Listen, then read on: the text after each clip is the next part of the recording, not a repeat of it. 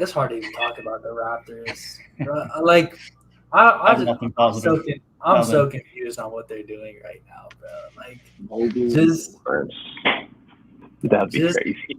Pascal's gotta go, bro. And I literally Raptors fans just are gonna continue to hate me and Devin, but like, bro has not been paid yet. He's just too good to toil away and keep leading a team to an 8 seed, a 9 seed, and we have seen him be a number one on like a 2, 3 level seed, but that was a lot of years ago, and that was with a very good roster. It was a championship roster who just lost their best player. So, still a championship level pieces all top to bottom on that roster that was able to just really overperform. But dude, Pascal Siakam as a two on a really good team, I need to see it again. I really want to see it again because the way he played in 2019, bro. 2019, Pascal really made me fall in love with him as a player. I was out on the court doing spin moves every time I was out there, probably traveling on 80% of them because I didn't have that great of a spin move. I just wanted to do it because I really liked Pascal Siakam's game. That most improved player campaign he had, his 40 piece in the finals, like, dude, he was something else, and he's gotten a lot better since then still. But just the aura it had almost back then was like, dude, him as a second option is just special. He's a true championship second option, and I think that gets overlooked because they haven't been a contender in so long. But there's a lot of teams he could go to that I would really want to see him there. Like, I don't know. I don't really know what the best trade manifests itself as, but dude, I could just imagine him with so many guys. Like, I'd love to see more of him and Anthony Edwards, for example. Like, if there was a cat trade and it ended up sending Pascal, even if there's a third team involved, imagine like Pascal, Gobert, and Anthony Edwards in Minnesota. That'd be phenomenal. And just so many other fits like that where there's a lot of places I'd love to see Pascal go. And as a Raptors fan, I can appreciate what he's done for us. And I'll still continue to be a fan of him once he's not here anymore. But like him not getting a new contract, bro, it's telling me everything I need to know. Yeah, I mean, honestly, the jury just looks like he wants to see it burn at this point. Like, Siakam's not been paid or moved. OG's been not been paid or moved. Gary Trent, let's not forget, is also on 1 year because he opted into his player option. So he hasn't been paid or moved, despite the fact that immediately after opting into his player option, rumors indicated he was going to be extended. So currently we have 3 starters set to leave, one of which is a guy as good as Pascal Siakam. Gabe bad, but Siakam bag. It's crazy. I got the deepest bag you've ever seen, man. But yeah, it's a weird spot now where, like you say, Gabe, especially in Siakam's case, and even still with OG and Gary Trent, like, you just haven't done anything, and you're not a team that is good enough to not do anything. Like, that's the type of thing you do if you're going to be contending, and they just haven't. So it's frustrating. Like you say, I want to see Siakam in a good spot. Hell, even OG, I want to see in a competitive environment because evidently we saw it in the bubble and he had some good moments. Most notably that shot against the Celtics at the buzzer, but we didn't really see him. We didn't really see him in that finals run either because he was injured for most of it. So we haven't seen him in a lot of really competitive environments, and he's another type of guy who I feel would be very, very productive for a lot of competitive teams. I mean, there's a reason why jury was wanting 3 first-round picks for him at the deadline last year. Now, that might have been a bit egregious, but there's still a reason he wanted it. He's going to be that valuable to a very competitive team. So let's just hope they do something because there's a reason why I don't think they're going to make the postseason next year, and that's regardless of whether they make trades or not.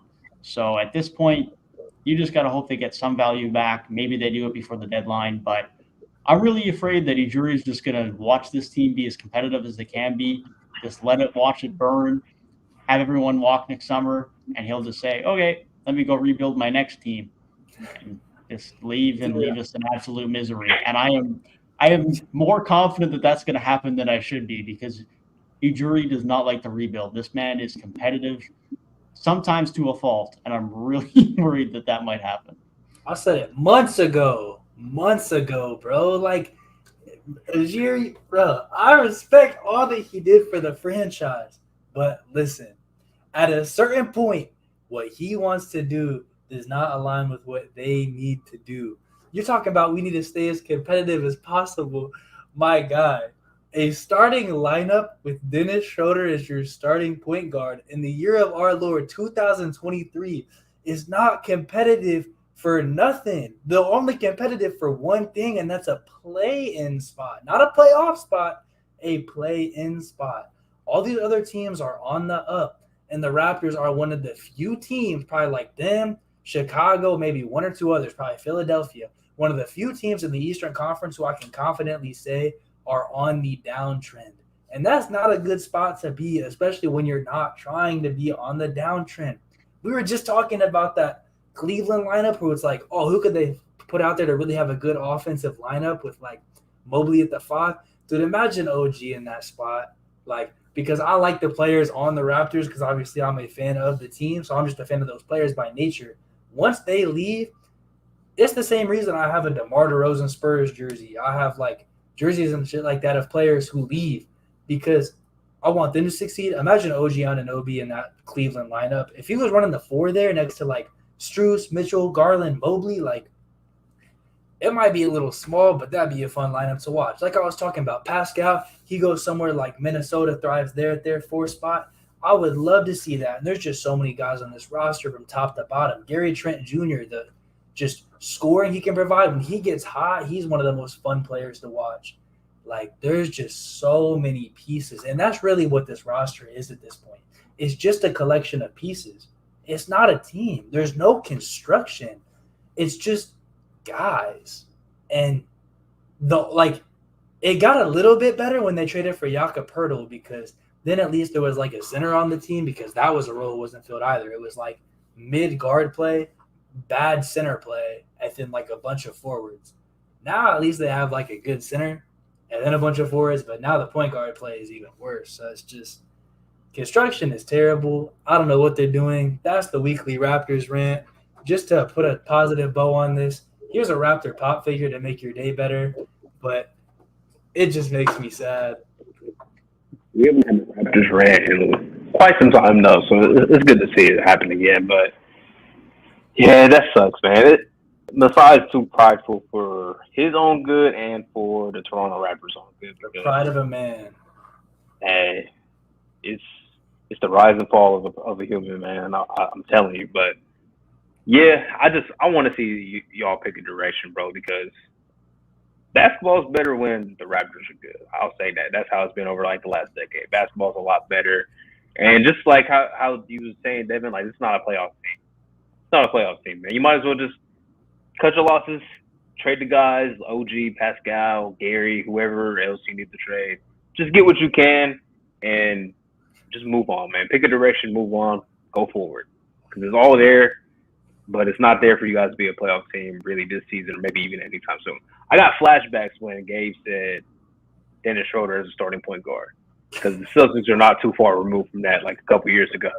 It's so bad. It's so rough. Like, just I don't even know what to say at this point, bro. It just makes me sad. Thinking back to the good old days of like, even though we lost to y'all in the bubble, what a good series. And it's only been downhill for Toronto from there. That Philly series, like when we went down 3-0 and just made it interesting, like that was honestly a good series because to go down 3-0, it took like an Embiid buzzer, or it wasn't a buzzer beater, but it was like a game winner basically. It's like turnaround 3-point shot. Like it was this insane shot. So it's like the Raptors really weren't that far off from leading that series 3-2, assuming the other 4 games go the same way.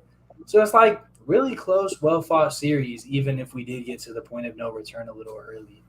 But nowadays, it's just not even fun to watch. Like, they're just going to be mid again. And I don't know. I had a point, but then I lost it because I'm just like, it's just so depressing. Like, I don't even know what to say.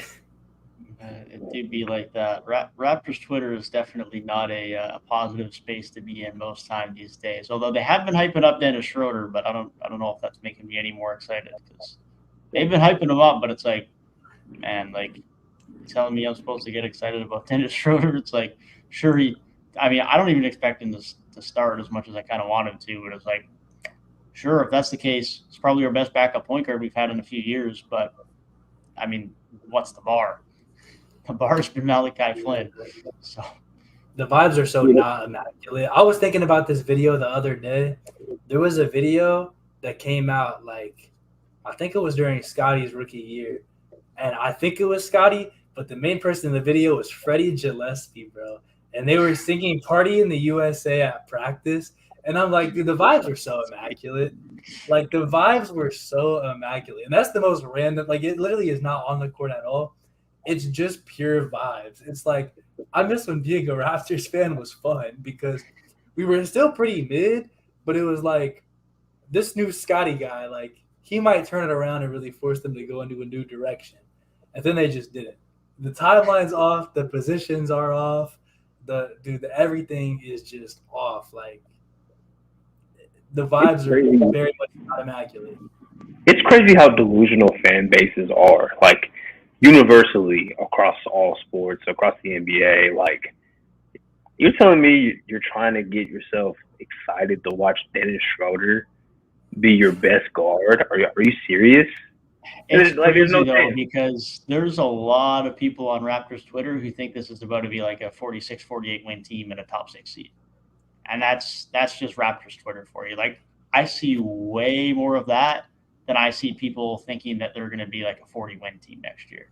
I think there's a lot of Raptors fans I think there's a lot of Raptors fans that are optimistic. I have them. They win 48 games. I have them at 35 next year. Just for they win 48 games. I will get just for a comparison of disparity. I will get a Raptors tattoo. I will get a Raptors tattoo if they win 48 games. I just remembered what my point was from earlier. Dude, I just wish the players would hurry up and request a fucking trade. Like, Masai's not going to do it. This was what I was thinking about earlier, right? I would love to see Pascal Siakam thrive somewhere else. I know I'm kind of repeating myself. Most Pascal Siakam / Raptors fans would love to see Pascal Siakam thrive somewhere else if they're thinking about this as what's best for him and not what's best for their Toronto bias. And even then, I still think what's best for Toronto would be him moving on. But there's been so many reports that Pascal Siakam doesn't want to play anywhere else. Same thing. OG Anunoby's been in trade rumors for so long. If I'm OG, I'm like, get this shit over with, bro. Like, just trade me. Let's go to the next spot. I don't even have a new contract right now. I'm basically an expiring deal at this point. Like, let's cut the ties. Let's stop doing this will they, won't they, Ross Rachaling it, if you will. Let's just pull the trigger and get on with it already. Like, and because the players don't really take it into their hands to say, like, yeah, it's time to go, the front office is really just allowed to sit there and be complacent and keep these guys around when really they shouldn't be, because both sides would just be better off if they had a divorce. It needs to be done. It's really just, it's the best for all sides. It's the best for the front office because they can get a new direction. It's the best for the exiting players because they can compete for something bigger. It's good for the young players still on the roster. It's going to be good for Scotty Barnes. It's going to be good if Grady Dick can come in, and in his first few seasons, he has more free range to really develop his game and maybe become a big player for the Raptors. But as it is right now, there's like 5 or 6 guys on the roster who already have these established roles that's going to take us nowhere. And that's going to bury a guy like Grady Dick down the pecking order so far to where he's not going to have that much ability to shine and really grow as a player. So at this point, it's even screwing over the new guys we're trying to bring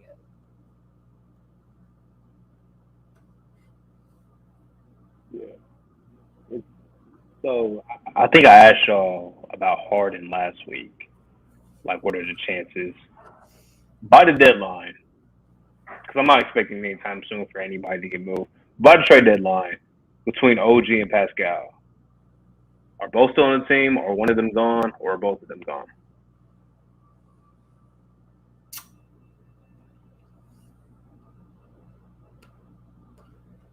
I think one's gone. I couldn't tell you which. I couldn't tell you which one. I think one is gone because if you have that many expiring deals, I feel like even if Masai has this pride to keep wanting to compete, I feel like he wouldn't let all of the expiring deals just walk. I feel like he'd try to get something in return for one of them. But he also has too much pride to blow it up. so one of them will stay. I think if I had to choose which one would be gone, I think that it would probably be OG because he'd be like, we're not trading the best player on the team midseason. My counterpoint to that is he basically just went into this offseason with 3 expiring deals. Gary opted in, so he was good. He re-signed Jakob. Freddie walked. That could have been a lot worse. Gary could have walked, could have opted out. Total, I thought it was going to be more of a sure lock to re-sign than it was. It sounded like once free agency hit, he had a few big offers from elsewhere. So we've already seen him do it once, given it wasn't with someone as good as Siakam. It was just Freddie, but I wouldn't be shocked to see it happen again. I really hope it's not the case, but I would not be shocked to see it happen again. But like you say, I would not be surprised at all if Siakam is not moved. Now, I still wouldn't be shocked if the jury says, let's lock him up next summer, as much as I don't know if that's the smartest way to go about it. Point being is no one else is going to really have cap space for him next summer, most likely, unless someone activates a ton of cap space. Maybe the Spurs.